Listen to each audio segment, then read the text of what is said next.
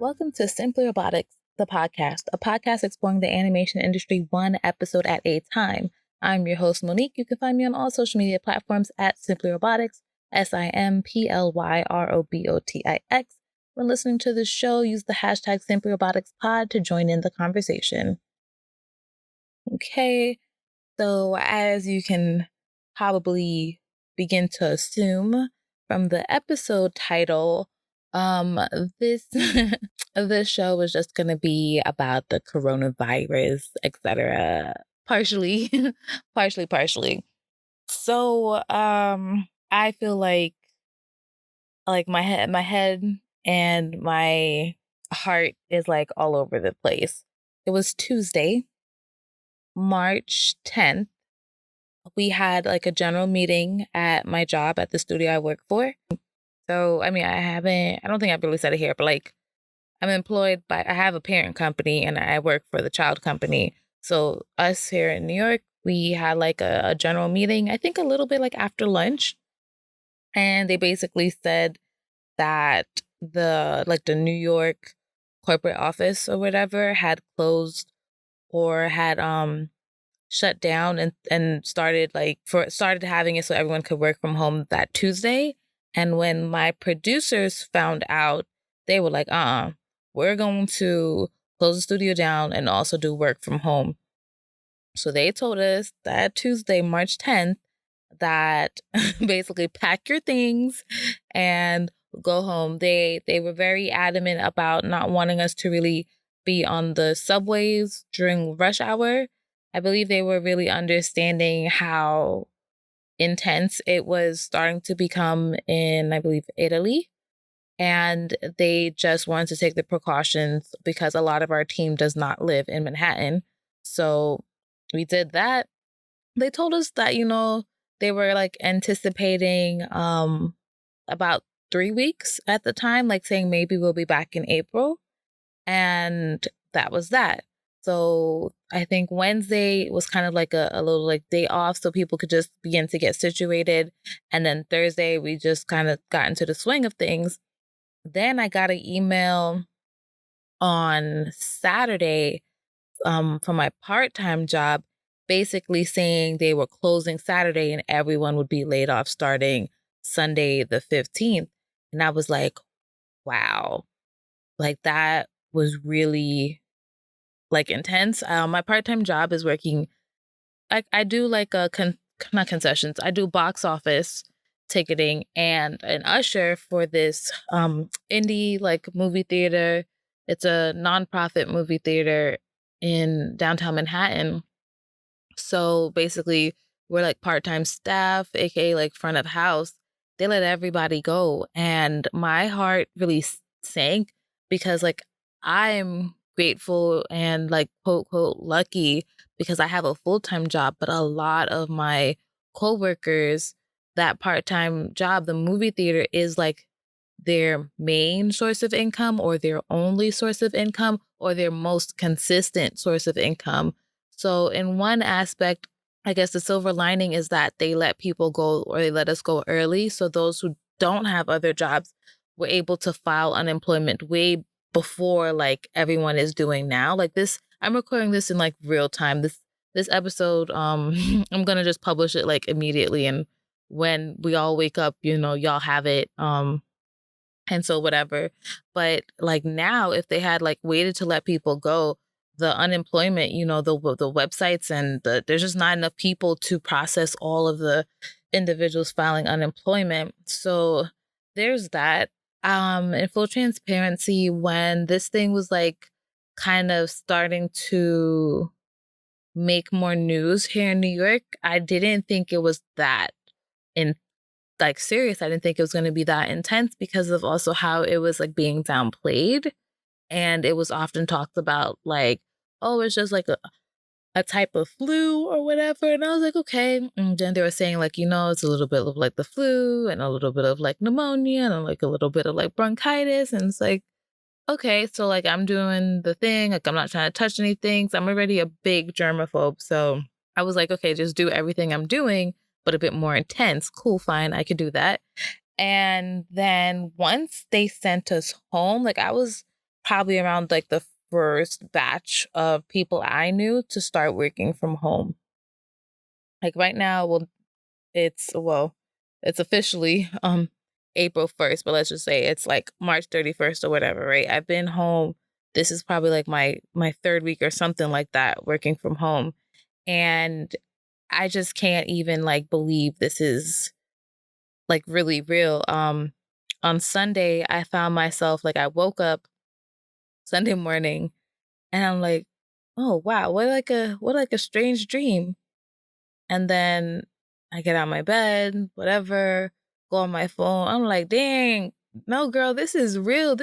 You are not dreaming. We really cannot go outside. We really cannot be like social. We're supposed to be keeping our distance from one another.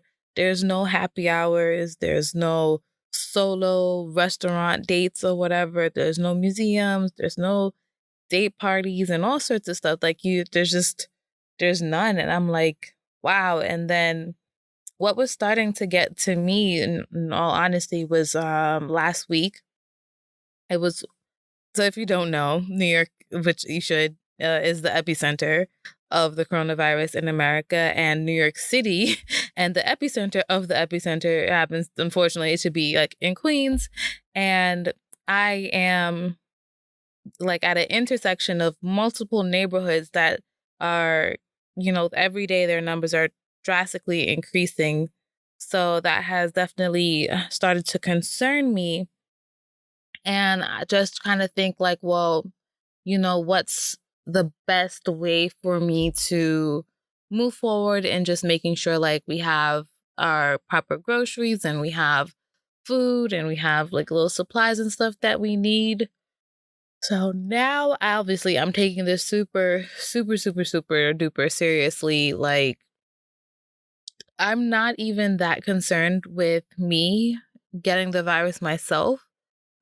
As far as I'm concerned, I don't have any underlying illnesses or any sort of anything to be like severely compromised. Again, as far as I'm concerned, but I live in an apartment building and I definitely don't want to be like a carrier. There is a lot of elderly people in here and you don't know, there even on my floor, I'm well aware of like a couple people who are not elderly but who are like immune compromised or what have you. And it doesn't even take much to be immune compromised. You can just have like diabetes or something like that. And so I'm just like, I just really want to reduce my chances of possibly being like a carrier at any point. So what it's taken me a while in full transparency. Like last week, I didn't have a blog post because I just couldn't like bring myself to focus on something to even like write about. Like I haven't really been watching that much cartoons, unfortunately. And I was like, it's fine to miss like a week. It's not the end of the world. But I did not want to miss a podcast episode. I said that is something that could be a little bit of like a relief for me is to just talk these things out. And this is abnormal to what the podcast is normally about. But I think that it may feel a bit more of a connection than if I was just to type these out and you were to read it on your cell phone or what have you. So last week, I was able, and actually, I was very impressed at how quick, still, with everything, these items arrived. I was able to purchase some things for a new hobby called needle felting. And the best thing I can tell you is just to go to the hashtag on Instagram real quick, hashtag needle felting, and just look it up. It is the cutest, cutest stuff on there. So now that like I kind of am accepting what's going on, I guess I'm not really in a state of like shock or even like, I wouldn't even say shock. Like it's just kind of like almost like there's so much to do that you like don't do anything, and that feeling of kind of like helplessness or whatever. So I feel like I'm kind of getting past that, and not that I'm even trying to take this time to be like hyper productive because like, oh, well, you're home and you don't have to be on the subways and you're not commuting and all that stuff. Like, no, this is still something very intense and serious and sad that's happening nationally and happening globally. But I have started turning to my creative projects, and I'm happy because it is also providing an outlet. That's the word I was looking for earlier. So I mentioned, I think 2 episodes ago, and I've alluded to on my Instagram account, and I believe I've mentioned stuff in my newsletter too. So, if you don't know, I guess now you know. I am working on 2 short film passion projects. One will be a stop motion, because I did last year the 100-day project challenge, and I was only able to do 50 out of the 100 days. And it was a stop motion challenge that I chose to do because, like I said, I wanted to get away from the computer and actually be more creative with my hands, with actual materials and things that were tangible. So after doing those 50 days, I decided, like, oh, well, what if I took like 12 months to make something cohesive, instead of taking like 8 months and making a whole bunch of like random little things. So that's why I embarked on this project, this coronavirus, and not being able to meet with the people who were going to help me with this project has set me back a little bit. But I decided to move forward in a different way. And the process I want to use for building these characters is needle felting. And I was just doing some research on building armatures with wires. So I said, well, let me take this time to explore this technique that I'm not familiar with. It could be a potential new hobby. And, maybe I'll during this time be able to get pretty decent at it. So when it comes time to actual, like, production and things like that, I would have made like maybe 2 or 3 wonky ones that I can move forward more confidently. For the other film, it's more like a traditional animated project, in the sense that it's not like a mixed media, it's not stop motion or anything. So with that, I've just been working very slowly on the script. Like I said, I haven't really had the mental capacity to focus on creative things in a while. So that's my intention. After all this podcast stuff goes out, I will go back to that a little bit. I started to draw. So as you hopefully have seen, there's new podcast artwork. I set my Cintiq back up. And if you don't know, Cintiq is basically like just a giant tablet or iPad. So instead of you having, I don't even know what those screen ratios are, but my Cintiq is like 22 inches. So essentially like a monitor, and you're able to just draw directly on it. So I am super, super rusty, but I really enjoyed illustrating it. And I think I'm definitely going to redo it in a little different style, but I still just wanted like that breath of fresh air with putting out this episode, and just getting back into things. I have signed up for Blaise's animation workshop on April 11th. I have the link in the bio. So it's almost like a full day workshop. He has about, is it like an hour or hour and a half break even? So you can get lunch and, whatever, refresh. Maybe you want to step outside for a quick second, but he's going to be going over like a lot of the basics of animation and traditional animation. So I went to school for 3D. I didn't take any 2D animation electives. So I'm basically have been very slowly learning 2D. So I was like, wow, the workshop was just like $5, I think, for, was it like 6 hours? So, and it's going to be live. I was like, of course I'm going to do this, and I'm going to do it in real time, and I'm going to enjoy and practice. And, I appreciate artists coming together and doing these kind of things and making them affordable too. I also signed up for, or at least I bookmarked some storyboard classes on Silkshare. And like I said, I'm not jam packing my schedule, or really trying to be super, super, super productive. Like I just wanted to start to have a lineup of like, oh, well, this week you can do this, and maybe this week you can look forward to these 2 things. Um, Also, I shared on just about all my social media platforms. I was interviewed by Refinery 29 for this article that was basically about like how women in Hollywood are handling their sets and productions based essentially being shut down. So it was a dope article. I believe it was about 9 of us that were interviewed. For me, I am fortunate that my animation project, for the most part, was already remote. It was only about 20 of us that were in studio or in-house.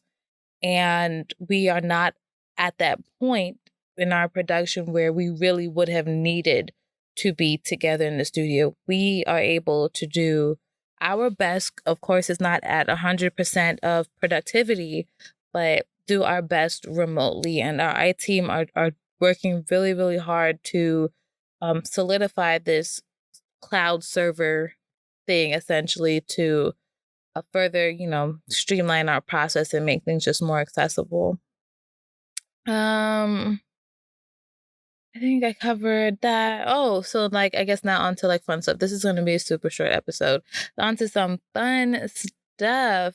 With everything just kind of like being cheap and whatever, and Instagram ads always in your face, I downloaded The Sims 4 and I am so happy. I am following this YouTuber called It's Me Troy, Troi. She is so informative and I've downloaded a whole bunch of custom content and mods for my Sims, and I feel like I'm a child again. I realized I haven't played Sims, no lie, in like 10 years. I'm going from Sims 2 to Sims 4, and that's ridiculous. I actually bought Sims 3, but I never played it because I went to college and now I was like, I don't have time to do this. I need to focus on like my animation assignments or my drawing assignments and all sorts of stuff like that. And then once I graduated college, I was like, I can't play Sims because like I'm hustling basically. I have other things or better things to do with my time than to play Sims. And I know how addicting Sims is. You can just spend hours upon hours playing that game. So now that we're all home for an extended period of time, and I got it for like, I think I got it for $8. And that, as I'm recording this, it's on sale for $5. So I did it. And then I'm just like, this is just great. This is just great. And with creating Sims, I just thought like, oh, well, maybe it could be interesting or funny to document this huge leap of like going from Sims 2 to Sims 4. And that led me to create a Twitch account. And I'm laughing because like I thought it was going to be way simpler to set up than it has been. My mind is exploding every day trying to set this thing up. So the first night I streamed for like 20 minutes and I got the email saying like, oh, here's like your stats for your stream. Tell me why there's no proof of this video of this stream. And I thought that that was kind of like a decent look at me trying to figure this thing out, and it just doesn't exist. So tonight I did about 40-minute stream doing the illustration for the cover art for the podcast. And that video is still there and I'm super proud. I asked my cousin to just like see if it's working on her end, like as a viewer, and she joined me and I was like, cool, this is fun. This could be really, really interesting. And I know like Twitch is predominantly for gamers, but I also know that people do a lot of interesting things on there as well. Like I saw that people do podcasts on there, people do watch parties, artists. I've seen through Instagram artists would post like they would be drawing or sketching, and then they'll be like talking to their viewers and stuff like that. And I thought that was really, really good. So now that I created a Twitch, it's just been like, okay, well, what are you going to do with this channel? And I don't unfortunately, I don't have gaming consoles basically anymore. So I don't have anything else I could really play and stream at the moment. But it definitely is going to be Sims heavy. Then it's going to be some drawing and illustration because I'll be doing tutorials and going through those tutorials. I can't really say like animation because animation just takes so long. And then I think watch parties to a certain extent. But there's so many cartoons that I want to watch, and I think it could be fun to like react in real time a little bit. And so I think those are the three things. I'm going to stream Sims, going to draw, and like maybe I'll live stream me trying to build this stuff for my film too, like what that process looks like and what have you. And then watching cartoons. Those are my three things. So that's pretty much how my quarantine is going right now. I do have an episode in the vault or whatever that was pre-recorded with a guest, and that will be coming to you in about 2 weeks. And since so many people are home, it's just been I just also wanted to give people some time, because I myself had to like mentally and emotionally like adjust and accept all that's happening, that I want to give people the same time to do that. Like I've been home at least 1 week, 1.5 weeks longer than a lot of people. So I will probably start reaching out to have a couple more guests on, since we're all home and like consuming so much content ourselves. But yeah, so I have a guest episode coming up. And it's also funny too, because the way that I operate with this show, I have a document where I just like basically dump all my ideas for topics and things like that. And I just could not bring myself to do any one of those. And then it came to me like, why don't you just talk about how you feel right now? Like just truthfully, and what you're doing and how you're getting through this. And not even to be like, oh, well, maybe I could inspire someone from this. It's like, no, we're all really probably feeling very similar things. Like this is very sad what's happening, and very unfortunate. And everyone is valid for grieving a lot of the things, and like the vacations and the trips and weddings and birthdays and all sorts of stuff that has been canceled. Tours have been canceled, festivals, like presentations, all sorts. We were like planning stuff for Diverse Tunes, and basically my co-founder and I was like, we think the whole year is scrapped for that. Like let's start to, I guess, think about like next year, you know? And it's okay to feel sad or bummed or upset about like all the plans you had for like right now that just can't happen, you know? So these are just some of the things that I've done during this time, and that I am doing to kind of have a little bit of peace of mind and not brighten, but help keep my spirits up during this time. So I did want to make sure that I delivered an episode. Thank you for listening. Thank you for listening to that last episode, my friend Derek. We had some fat checks. Melissa, thank you for that. I think it was about, was it Sailor Saturn and Sailor Venus? There was like a mix up with that. And he also was like, yes, I was aware that I messed that up after the fact, you know, whatever. You can again follow me on all social media platforms, including Twitch, at Simply Robotics, SIMPLYROBOTIX.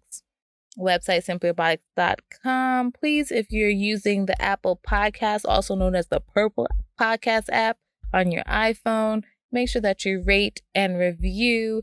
And if you are on Twitch or you have streamers that you enjoy, please share them with me, because like I said, I'm still figuring out what to do and how to do this stuff. But I watched a little bit of this one guy and I enjoyed it, and I said, oh, cool. And then so that's me rambling now. Take care, guys. Talk to y'all later.